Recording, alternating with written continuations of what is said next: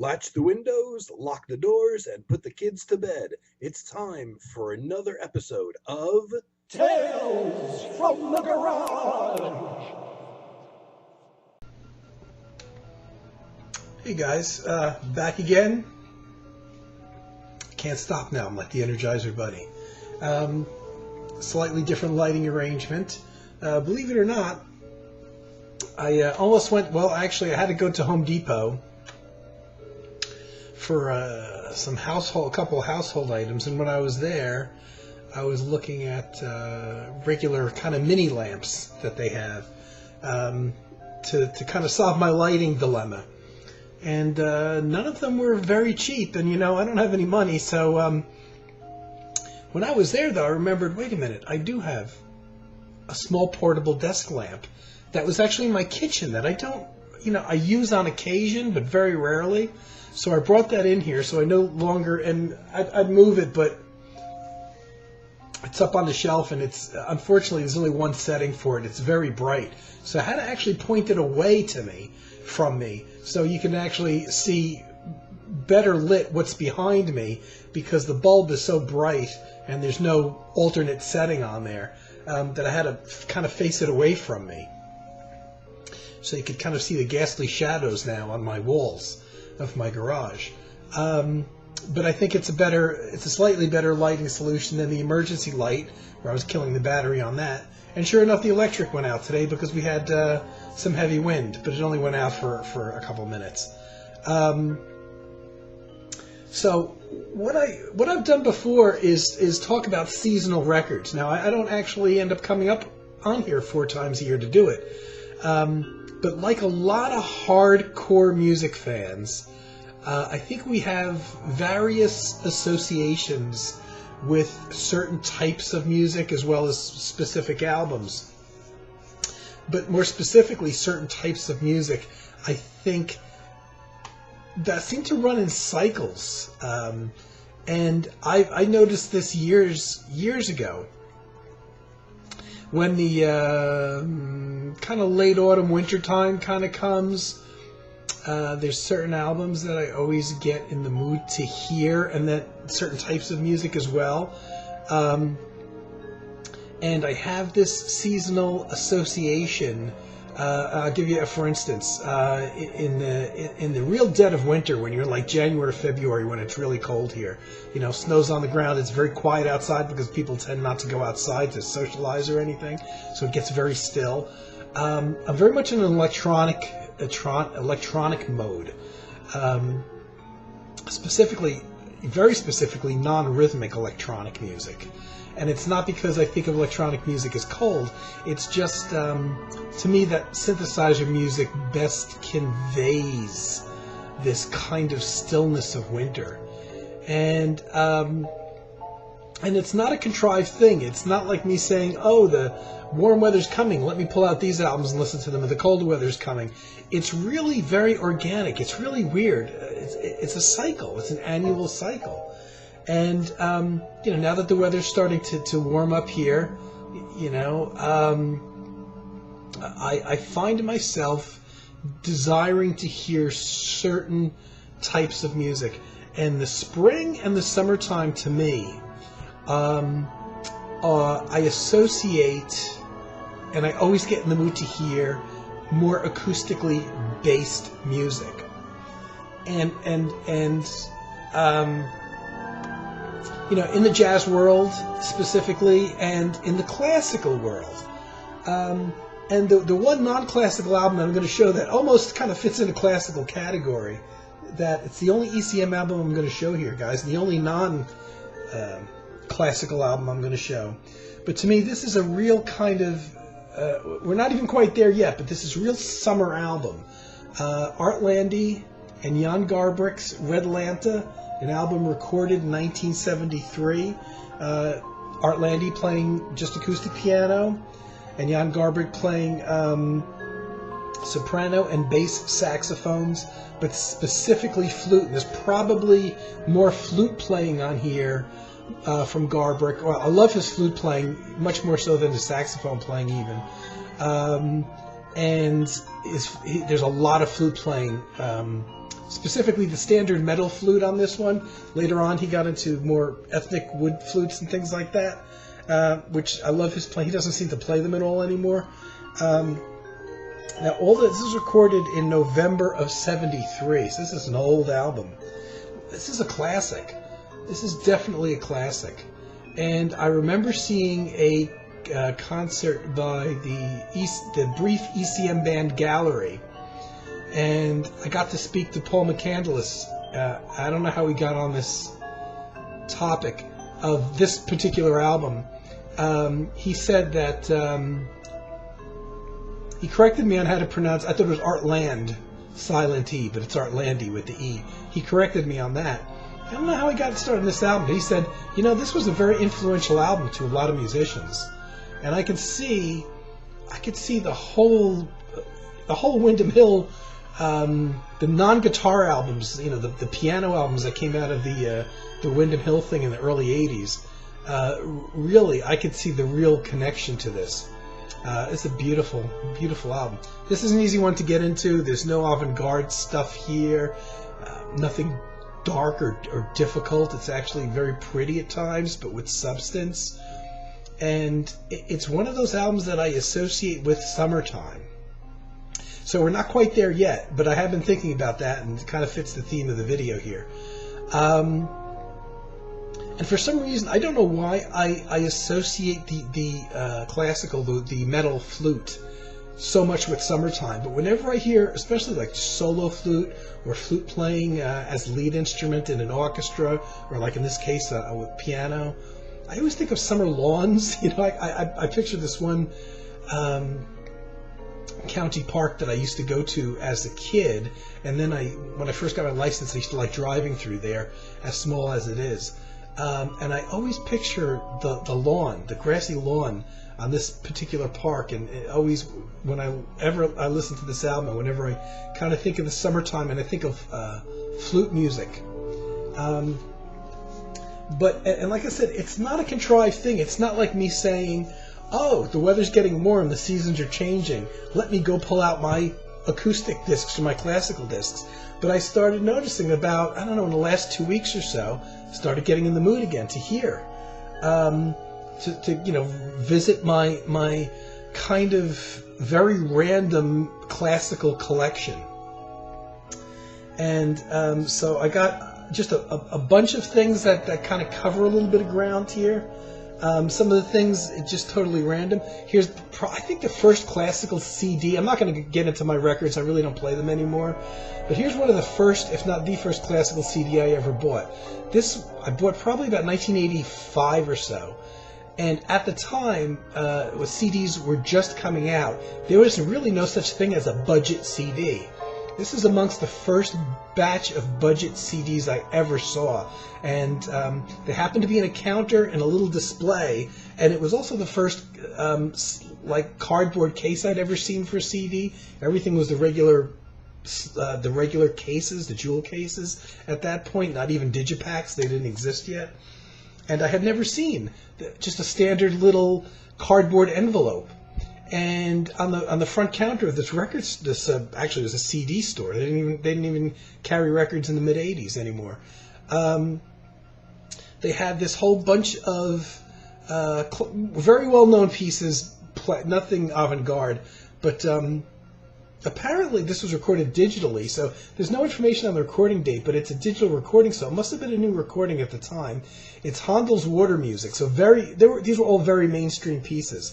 But and you can't see the price on there. It was $3.69, which was unheard of when CDs first came out. And I couldn't grab it up fast enough. And the weird thing is, apparently it's not even an old recording. It's not even, you would think that you would be getting something from the 50s or 60s, just reissued on CD, but this was a digital recording. Not very long. It's 43 and a half minutes, so it's just got Handel's Water Music on there, and that's it.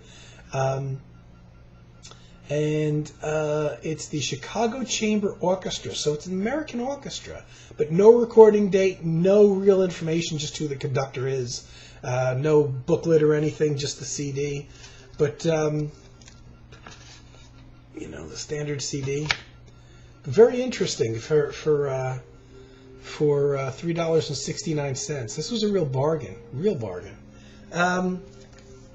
I think for a lot of people that are not, and this is me, not real knowledgeable about classical music, they probably initially just buy a various composers compilation thing. And since there's so many of them out there, I tend to have a very scientific method for selecting these. I choose by the cover. If I'm not looking for a specific piece or a specific composer or like a focus on a specific instrument, and I just want kind of like a sampler classical overview of the more mainstream composers, the better known pieces, whatever, I'll pick something up. I have there's I don't know 20 some odd volumes of this Night Music. I still have a glare issue here. Night Music. This is Night Music 7, and I have 5 or 6 of these from the Night Music collection. And it's there's a few classical composers whose name I can't even pronounce that I haven't heard of.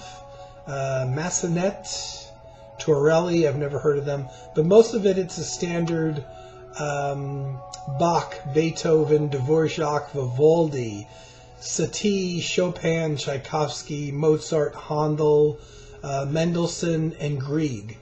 And there's like 2 pieces here that are 9 minutes long, so it's just really excerpts. It's not full pieces. It's not the whole classical composition with all the movements. It's usually just one movement or better known piece. Like I said, there's 2 pieces. This is pretty typical of the series. There's 2 9-minute pieces on here: the Tchaikovsky, the Beethoven piece, a 7-minute Dvorak. But there's a lot of 6 and 4-minute pieces on here, 5-minute pieces. So it's just probably the better known sections of the various individual compositions, and which is not generally really the way I like to listen to classical music. I mean, if somebody wrote a 25-minute piece, I want to hear the 25-minute piece, not necessarily a 4-minute excerpt from it. But for this kind of like thing, like I don't know what I want to listen to, and let me get a little bit of culture, in my life of the better known classical composers. Here's Night Music 8. And Bizet, who's somebody I'm not familiar with, Telemann, which I've heard of but don't know a lot about, Schubert, Mozart, Debussy again, Brahms, Vivaldi, Beethoven, Handel, Dvorak, and Grieg. So again, there's a lot of people well known. There's an almost 12-minute piece on here by Schubert, couple 9-minute pieces, and then again 3, 4, 5-minute pieces. And generally, there might be a couple, maybe more than 2 pieces that you've actually heard of on these, that you've heard used somewhere before, probably movies or something like that. So I've got this batch of these various artists, various pieces, kind of best of the classical music world. But, for the most part, I tend to either focus on a composer where I have complete works, or an instrumental setting. So here's some more of the mainstream things, and these are again like the things I already showed, actually pretty easy to get into. It's almost, I don't want to say classical music with training wheels, but there's not. It's not dark, it's not difficult. So I have this Ravel, whose Complete Works for Orchestra Volume 1. I don't know if anybody that has classical, this is, obviously the old thick duo box. This Vox box, there was a Vox record label, I think it's gone now. And they packaged together these things they called Vox boxes, which had 2 or 3 CDs in them. And actually, weirdly enough, the company was listed, and even back here in the early 90s, as being owned by a company called Essex Entertainment, which was on a street not far from where I used to live. And so one day, and it was in Hackensack, New Jersey, the town over from where I used to live. And so one day I'm like, I'd love to work there. Let me find this, but I don't know there being any business there.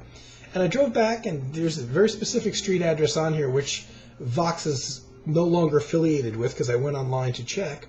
And it was just a house, just an old house. Really weird. And it looked kind of like a boarding house now. So I don't know what the hell was going on there. Sure as hell didn't look like any kind of business. Very strange. But these Vox boxes were really good ways to get into somebody. They were, one, very inexpensive.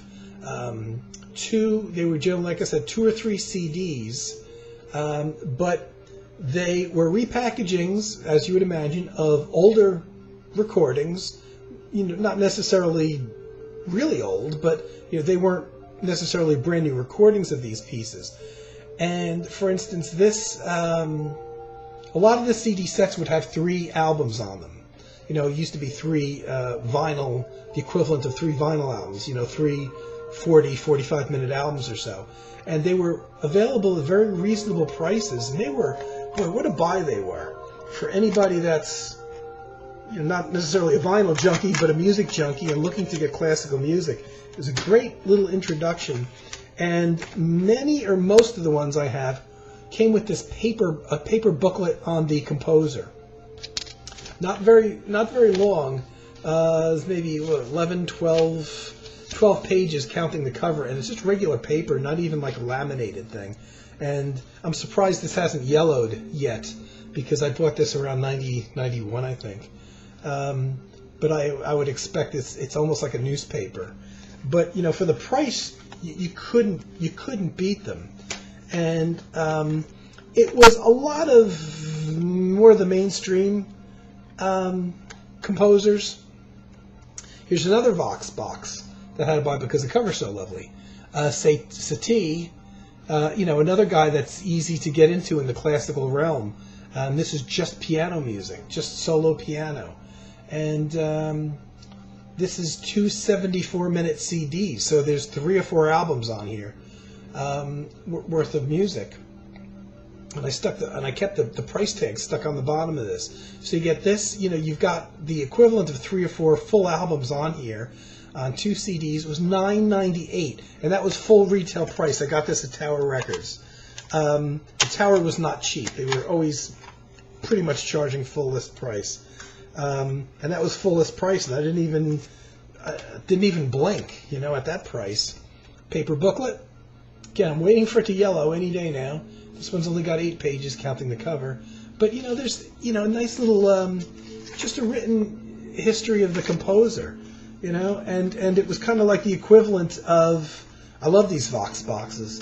It was kind of like the equivalent of, back in the LP days, having an LP with really good liner notes, which a lot of newer albums tended not to have that, but when they repackaged in the vinyl era, older LPs, like the twofers, type of thing, they would generally include the historical background to the album, because they'd be reissuing these albums that were 15 to 20 plus years old, going way back 30, 40 years sometimes. And they generally have in the gatefold these big, especially in the jazz world, these big gatefold. I've got them sitting on the shelf right behind me, as a matter of fact. These big gatefolds with, very small print with a lot of history on the albums that were in that package and the musician and where they were in their career and their life at that time. And this is kind of like the CD equivalent for that. So I love the Vox boxes for that reason. And continuing with the kind of mainstream things that I have that easy to listen to, easy to love, Debussy, solo piano. A lot of people have the solo piano stuff by Debussy, and I've got quite a few of them.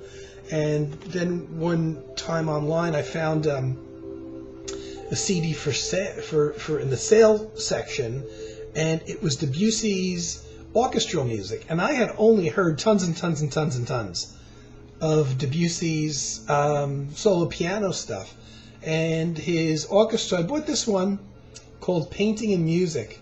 That's still been reissued with a different cover. About 62 minutes of various pieces, A lot of strings, orchestra stuff. But it's just as pretty, just as easy to get into, not difficult again, as his piano music. Lovely, lovely pieces on here. I highly recommend it. And I don't know if this is a Russian recording or what. But, again, at the time, this was a digital recording, so this definitely came in the late 80s, early 90s. And I bought it, one, it was on sale. Two, I had never heard Debussy's orchestral music before. I'd only heard solo piano, and I loved the cover. And for that reason, I picked it up, and I love it. This is in my favorites list in terms of classical music. And then, in my journey, always in any type of music I listen to, I'm always looking for the more avant-garde things or the things I don't know. I get more excited sometimes by a composer I've never heard of. And so another thing that I bought because it was on sale and it looked interesting was a composer probably nobody knows, Wilhelm Peterson Berger, 1867 to 1942. This is, apparently he's well known in whatever country he comes from. This is 1999 recording. I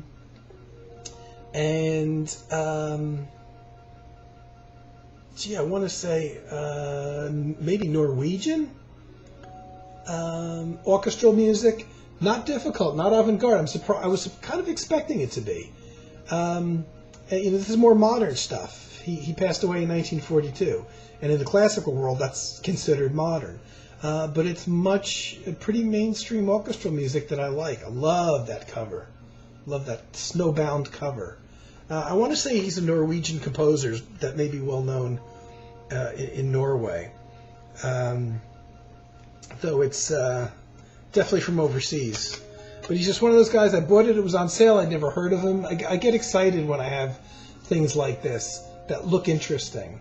I was expecting it to be much more avant-garde than it was. It's pretty mainstream stuff. Then, of course, if you're going to get into classical music, and you don't want to just stick with the well-known things, or the real mainstream kind of quote-unquote pretty stuff, you start jumping off a little bit more. Bartók, which I thought Bartók seems to have a reputation of being kind of avant-garde, but I don't recall hearing it on this recording so much. It sounds very mainstream to me. Again, orchestral music for strings, percussion, and celesta, the keyboard. And so that it seemed interesting because it had that keyboard aspect in there. Generally, when they talk about percussion in classical music, they're not talking about drums. They're actually talking about tuned percussion, like vibraphones and marimbas. So that's what you get. It's not banging drums or anything. I was surprised at how mainstream this is. And this is also the London Decca Records, I think, yes. Polygram. From 1988. This was also a very, very early buy for me. I bought this as a new release. I actually bought this, I think, through the Columbia House Record Club. I was a member of the Columbia House Record Club, and instead of signing up for the jazz, the jazz club, the rock club, the pop club, I actually signed up for the classical club because I don't know, it struck me as more interesting than the jazz stuff was. Pretty ordinary run-of-the-mill stuff, so I decided to jump in feet first and sign up for the classical club instead. So I didn't get the jazz catalog, I would get the classical catalog every month. And this was one of the ones that I bought. It was a new release, and it's like, okay, I'll try Bartók out. So it was a very early CD classical buy for me, probably back in 88, 89. And if you're jumping into classical music, and you're really dedicated to it, you definitely want to pick up some Arnold Schoenberg. Now this is the hardcore, serious kind of flirting with the avant-garde. When did he die? 1951. This is very modern music. People really don't like this. People with a casual interest in classical music don't like it because it's it's kind of dark and it can be very intense. I love it. This was a good buy. There's a whole big thick booklet in there. You can see the CDs on top and this thick booklet with the gold on the bottom there is in there. A lot of history and information in there. It's heavy as hell. There's only a single CD in here, and yet it's so heavy because of the booklet. And this is almost 77 minutes worth of music. Pieces written in 1899 to 1911. There's some solo piano in here. Most of it's orchestral stuff. This is heavy. This is heavy stuff, dark stuff. I got to get more Schoenberg though, because I love it. And I guess this isn't really classical music, what I'm about to show, and I've spoken about it before. But in my mind, it is classical music because it's some of the earliest music that we know of, music of the ancient Greeks. This is one of my favorite albums of all time, and I love this so much. And there's such a summertime. I don't like the summertime, but for some reason, the association I have with music in the summertime is a positive thing. And I don't know how to explain that.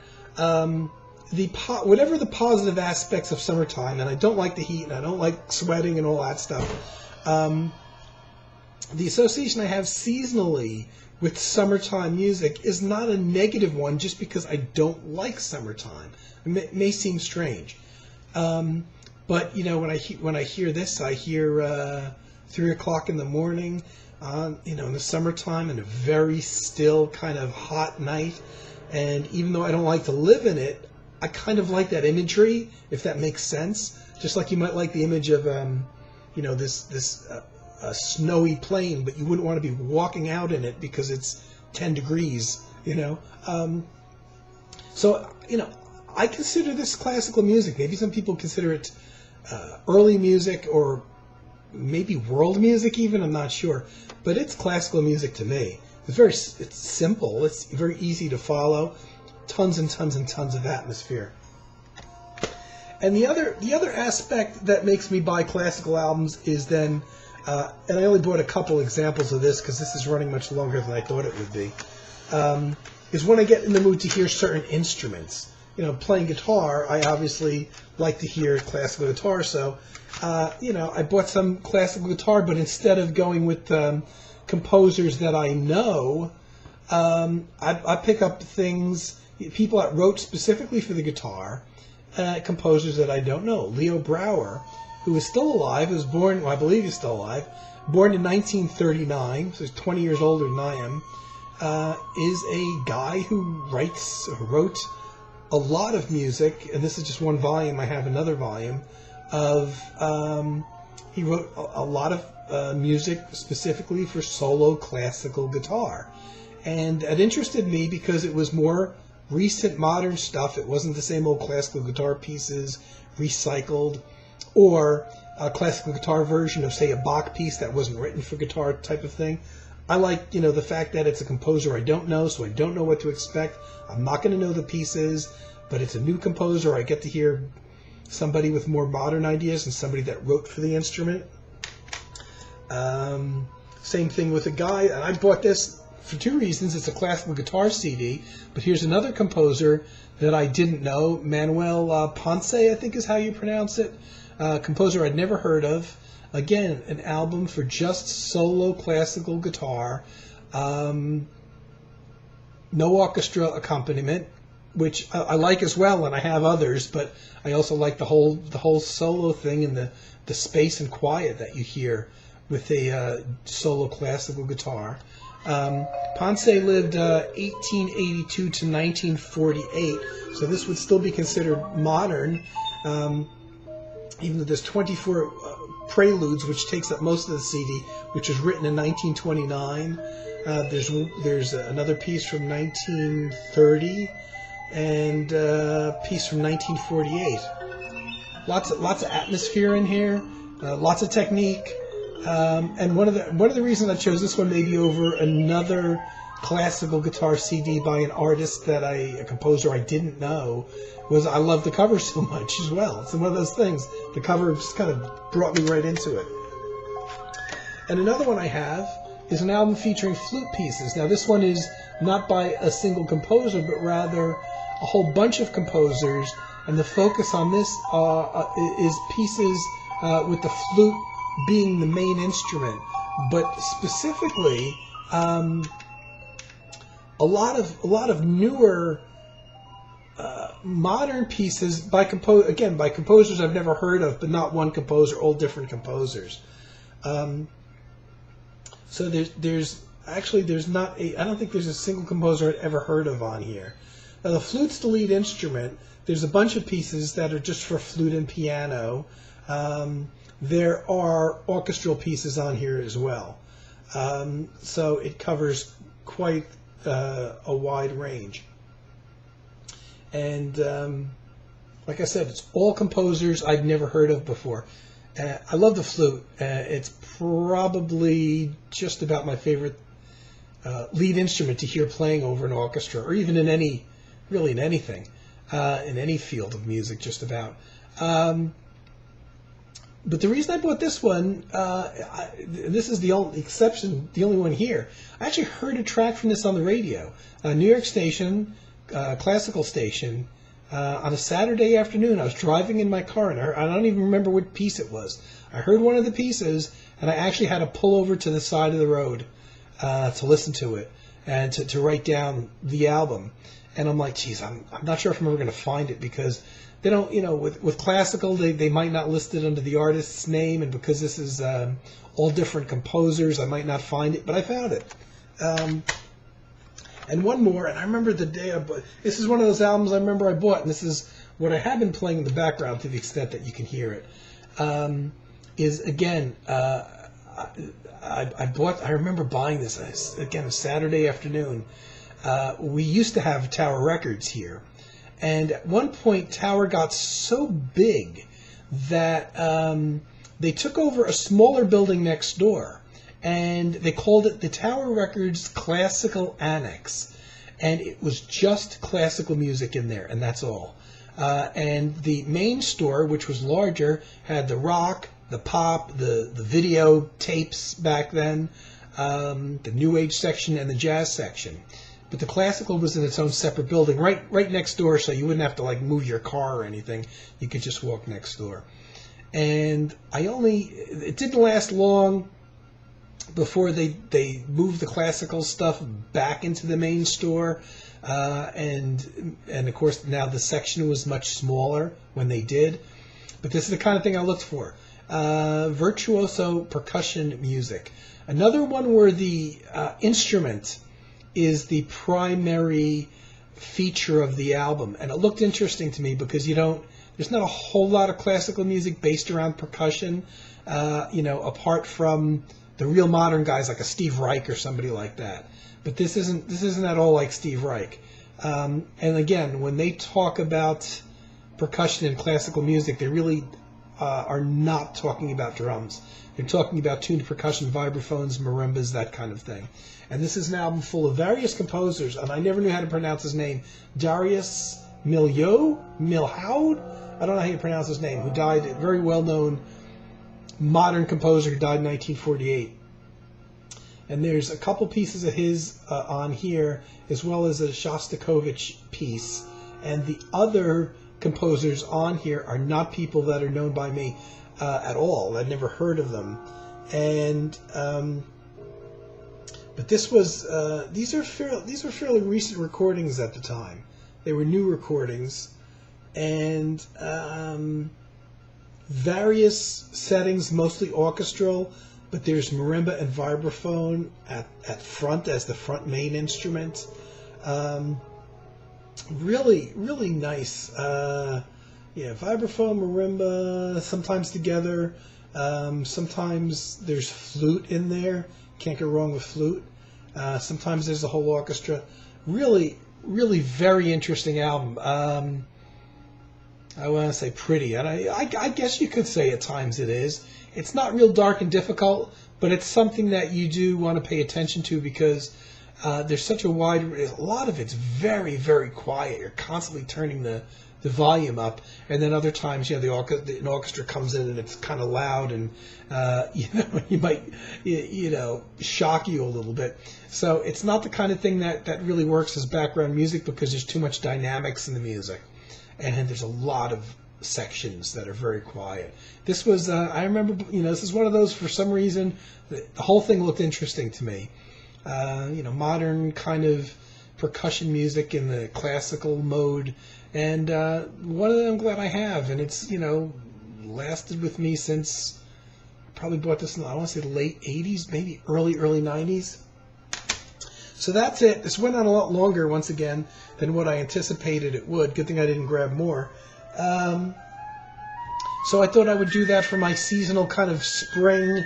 And, I might, as the summer really settles in, if I start listening to other things, I might do a summertime video, but this might be my primary listening for spring and summer in terms of a lot of things that I'm drawn to. And once again, you're listening to the virtuoso percussion music to the extent that you can hear it. You probably can't hear it. Right now there's a flute playing, and a flute's not a percussion instrument. So anyway, with my new big budget desk lamp in my garage at night, signing off. I'll be back. I did do a Terry Riley part 2, but I haven't put it up yet, but it's done. And hope everybody's doing well. I hope this had some value to it. And I'll be back very soon. Take care, folks. Tune in next time for more Tales from the Garage.